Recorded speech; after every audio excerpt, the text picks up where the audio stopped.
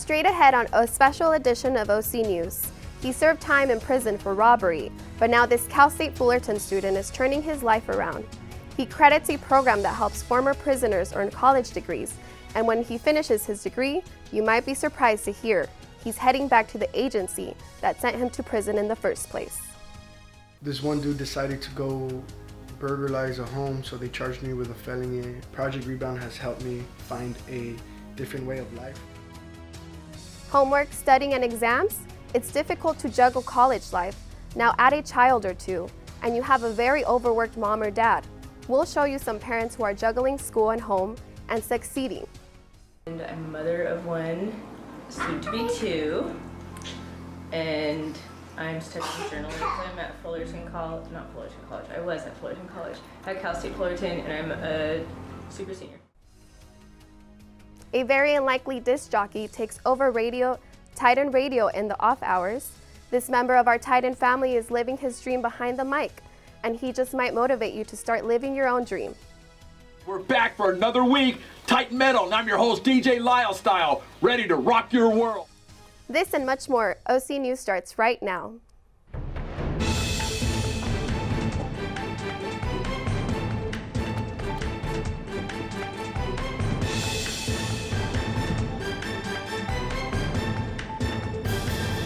Welcome to this special edition of OC News. I'm Daisy Tornell. OC News is brought to you by the journalism students at Cal State Fullerton. We start with a story about a program on campus giving convicted felons a second chance. Since 2016, students in the Project Rebound program have earned a 3.0 grade point average, and 87% of graduates have secured employment or admission to postgraduate programs. George Alvarado is almost like any other student at Cal State Fullerton. He goes to class on weekdays and has papers to write. But unlike most of his classmates, George comes from a different background. So all started when I was like a young kid in the city of Inglewood, Los Angeles. George has been in and out of the justice system since the age of 15. It all started when him and a few friends decided to burglarize an industrial facility. He was then charged with a felony and sent to juvenile hall. I was living through like violence all the time, fighting, seeing people get stabbed, and I thought that was normal. I thought that was just the way life was. George Alvarado is one of the many who has been given a second chance and is now continuing his education. And that's where Project Rebound comes into play. Project Rebound is a program at Cal State Fullerton designed to help formerly incarcerated students get back on the right track to continue their education. We are kind of specialized. We support students who have an incarceration experience. So our students come from either a jail background or a prison background or a combination of both. So all of our services support with their enrollment, transition, reintegration on campus. Project Rebound has helped me find a different way of life with the people. It made me have a sense of family, but not only that, besides the emotional attachment that I have to the people in Project Rebound, it helped me through my tuition, through my books, through all the things that are necessary in order for a person to succeed. The Phoenix Award is basically an award for the best transformation of a student, and I was given this award because I went from that old mentality into a new way of thinking. He is currently finishing his last semester of his undergrad program, majoring in philosophy and minoring in criminal justice. After graduating, he plans to apply for law school at the University of San Diego to pursue a career as a district attorney. It's a future as bright as his classmates. I'm Daisy Tornell, reporting for OC News. The program is so successful it has expanded to 8 additional Cal State universities. Now let's take a look at a life of a strong mother of 2 kids and a student. Lauren? For many of us students, our biggest concern is studying for finals and making sure we graduate. However, there are some of us that have much more on their plate. Take a look. Being a college student is stressful enough as it is, with staying up late doing homework, studying for finals, internships, and some of us even working. But have you ever thought of how it would be having to take care of a child on top of all that? I'm Tiffany Maloney Ramus, and I'm 33 years old, and I'm a mother of one, soon to be two, and I'm studying journalism at Fullerton College, not Fullerton College, I was at Fullerton College, at Cal State Fullerton, and I'm a super senior. Well, I was 25 when I had my first child, and I was in school when I got pregnant. I was actually at Cal Poly Pomona. I just transferred from Fullerton College, and I decided to take a break because it was a little too stressful. I mean, I decided to go back because it's not really an option to not get a degree. I mean, in today's society, being a female and living in California and having just a high school diploma is not sufficient for supporting a family. Tiffany's 8-year-old daughter Thora shared how she felt about her mom being in college. How does it feel when I'm in school? Lonely and fun. Thora isn't alone when it comes to missing a parent who is in college. Many young parents want to further their education and get their degree. Take Kendra, for example. Hi, my name is Kendra. I am 27 years old and I'm a mother of one. He is 7 years old. With this semester, I'm a senior here, so me being a mom, I have a good support system at home, and I can say, like, for other mothers, if they didn't have the support that I had, then it would probably be like a bad situation. But I kind of like balance out his homework. I kind of like balance out things in the beginning of the week so that during the week, if he has to go to like my mom's or something like that, she can help me, better navigate through the school, because it is kind of hard, like, being a mom here, but you just got to keep going and finish it out. So I'm choosing to go to school because I want a better life for my future, for my son's future. I want him to be able to say and know that his mother attended something and she finished something. To me, it's not just about the degree, but it's about actually finishing something and hitting my goals, so that way I can teach him the same things and he won't look back at me like, well, you didn't finish yours, so why do I have to finish mine? I'm just setting an example for him for the future. So I will graduate in fall of 2020, and what I want to do is I want to go for my master's program for higher education so I can help young mothers like myself, just with resources and things that I got that helped me get through the semesters, and also maybe be a professor one day or maybe be a counselor one day and just help students, along the way. That's my goal. That's all I have for you today, Titans. I'm Lauren Hernandez with OC News. Having both of these ladies as classmates and seeing how motivated they are is very inspirational.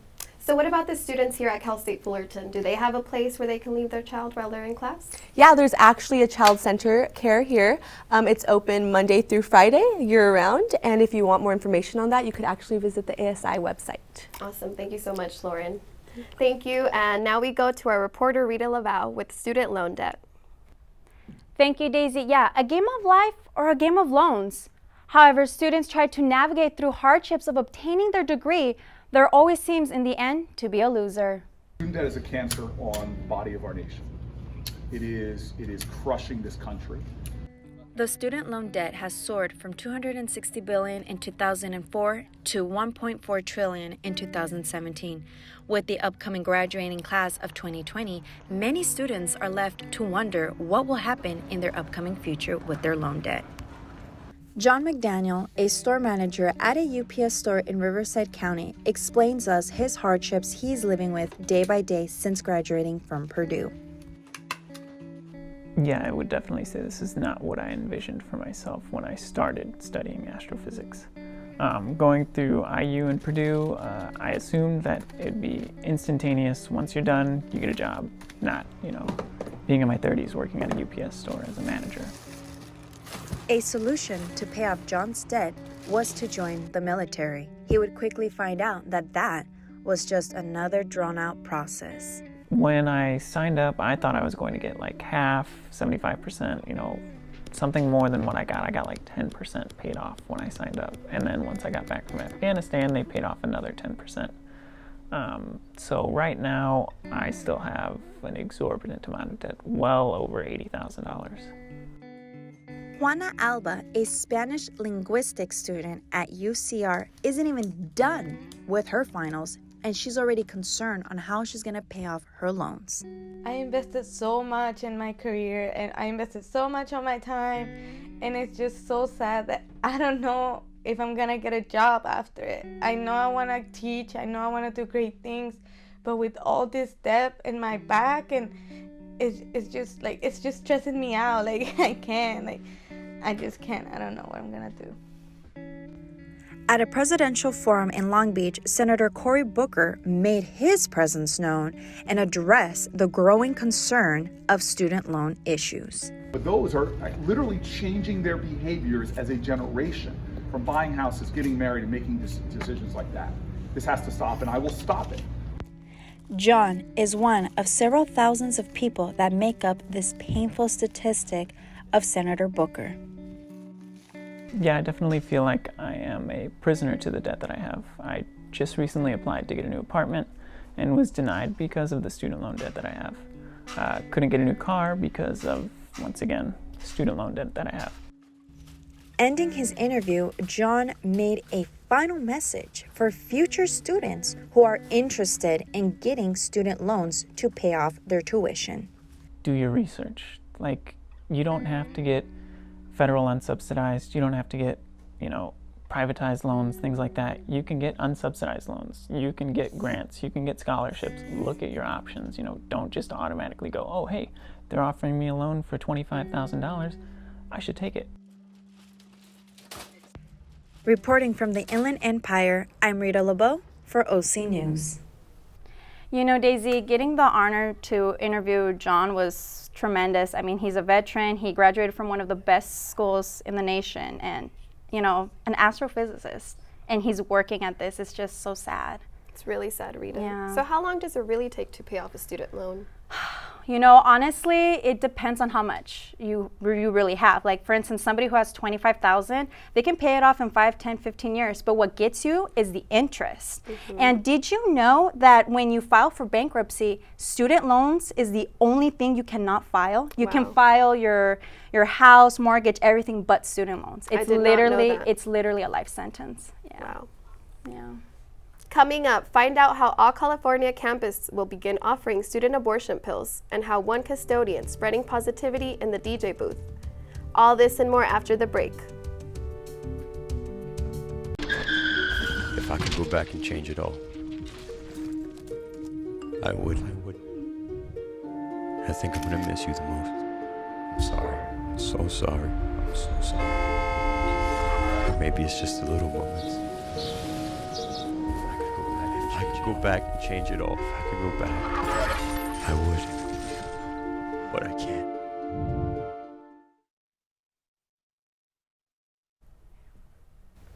Now we'll take a look at a difficult topic, abortion, and how Shayla's story could have been different with the new legislation that'll impact college students across California. Once I made that decision, I knew that I had to turn my life around.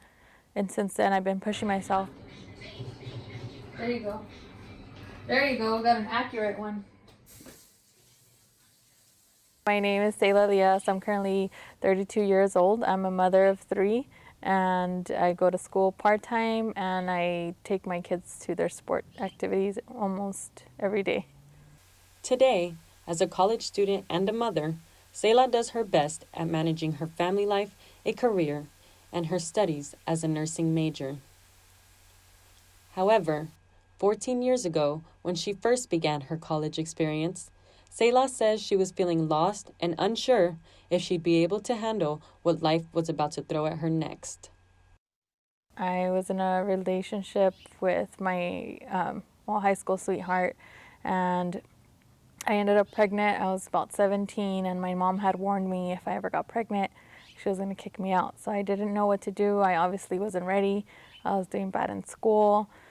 So at that point, I felt like my only option was to abort if I wanted to have a future. The only person I can talk to was my older sister. So we went to a clinic where the first time they said that I didn't have insurance, so I couldn't get it, and it was going to be $500 for me to take a pill to do the abortion. I did not have $500. I didn't work, so I didn't know what to do. They were about maybe 40 minutes away. So, I mean, if me by myself, I wouldn't have been able to get there, or I don't know what I would have done. I probably would have had no option but to keep it in my mind. I felt maybe I wouldn't have had no option. So my sister was my transportation. I basically had to give them my information because I was a driver.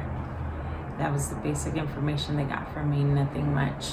Everything was done through her. They didn't even let me go inside with her in the beginning, not even to look at the room or anything. She just described it to me afterwards.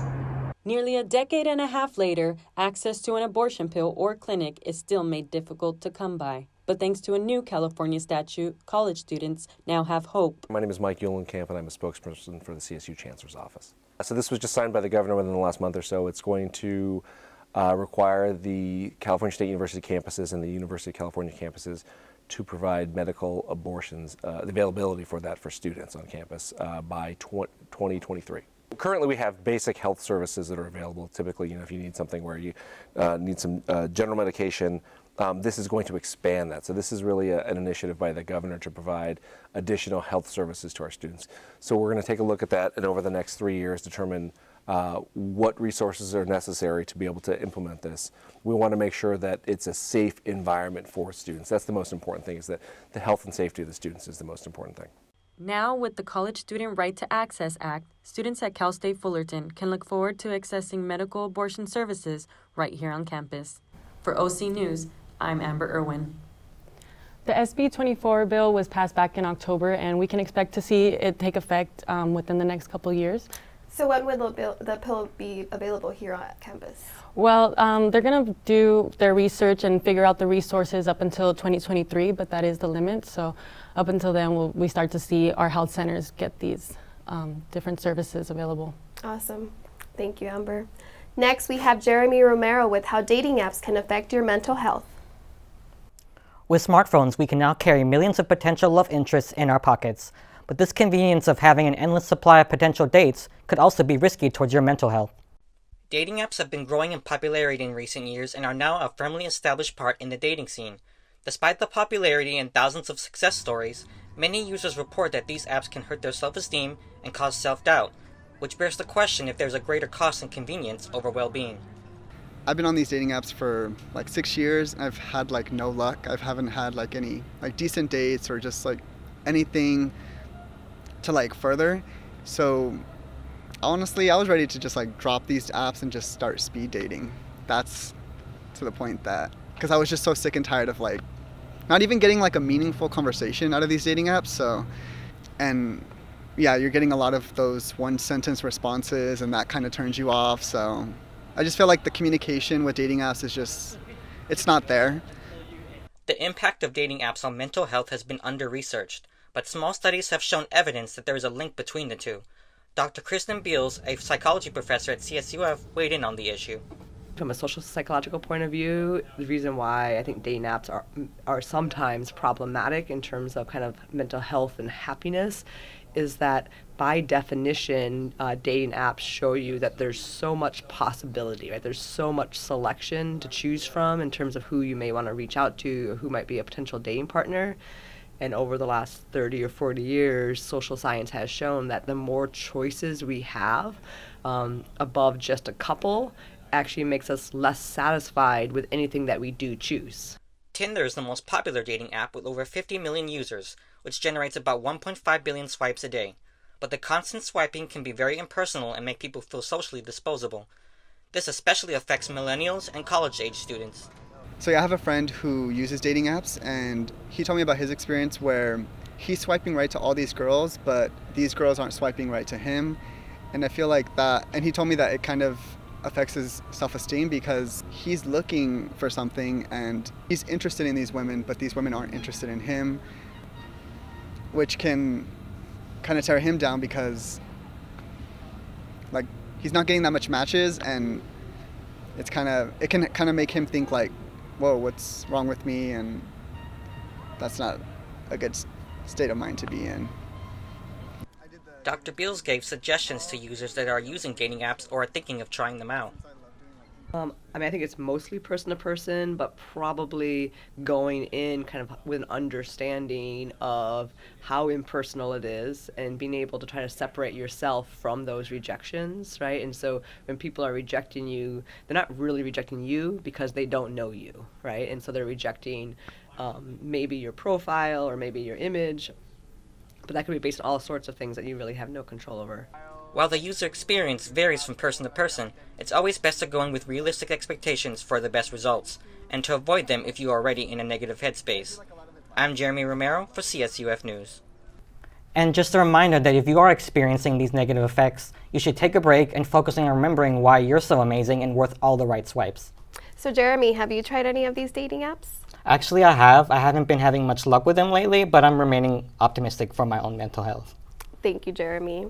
Thanks to a Titan Radio DJ, CSUF campus is filled with positivity. We'll have more on this after the break.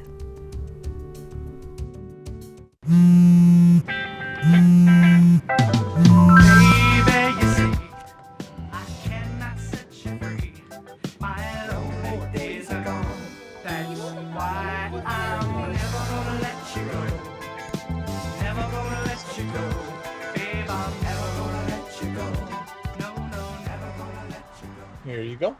Thank you. Thank you.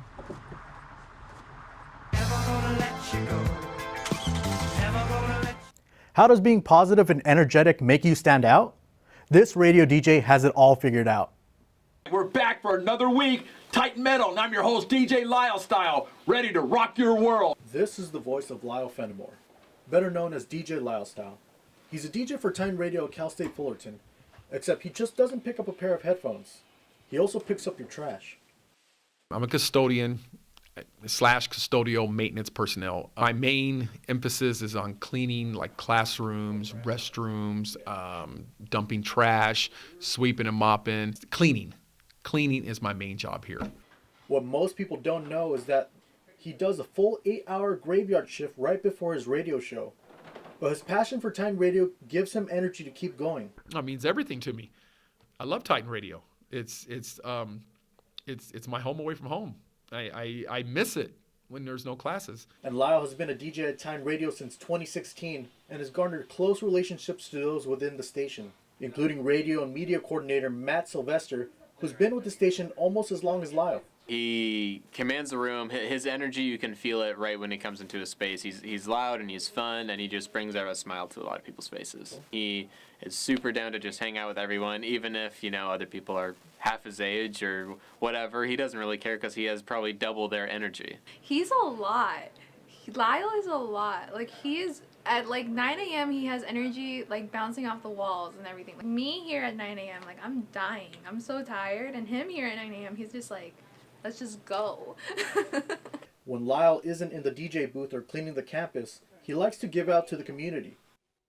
He is so kind-hearted with people that he knows, and it seems like people he doesn't know, because he approached me, I think last week, about putting out a box for a donation drive for a homeless shelter that he goes to and volunteers for a lot. And without me really having to pester people too much, the box is almost full of socks now, so it's pretty awesome. And when next time I went to the station, I saw the box there, and I was like, wow, I was almost in tears because I couldn't believe it. I mean, it's just I saw the box there, and I saw what he wrote there about help, DJ Lyle Style. Titan Radio Program Director Eilish Sweeney also has this to say about Lyle. So when he asks you about how you're doing or how your day is going, and he's just very open about his life and how he's doing as well too. So it's good that it's definitely a very honest friendship, and it's not really just a passing high and by kind of friendship. He is so positive and has so much energy when he comes in here, especially after being at work for so long and then coming in to do a show with them. So I think it's just really impressive, and it just really shows that he's very passionate about what he does. Lyle has over 90 shows with Titan Radio and will hit his 100th in the spring. Until then, tune in at titanradio.org for Titan Metal, every Wednesday, 9 a.m. to 10 a.m. with me, your host, DJ Lyle Style. Signing out for OC News, Jason Martinez. Daisy, let me tell you firsthand, I went to his radio show this morning and it was off the charts. His energy was super contagious. He's definitely very inspirational. So what's next for Lyle? Well, Lyle made it clear to me that he will be joining Titan Radio again in the spring semester, and he wants to reach his goal of being the first DJ to reach 100 episodes. Wow, that's awesome. And that's all for today. Thank you for watching the special edition of OC News. I'm Daisy Tornell, and we'll be back next semester with more news coverage of our campus in Orange County. Have a great evening.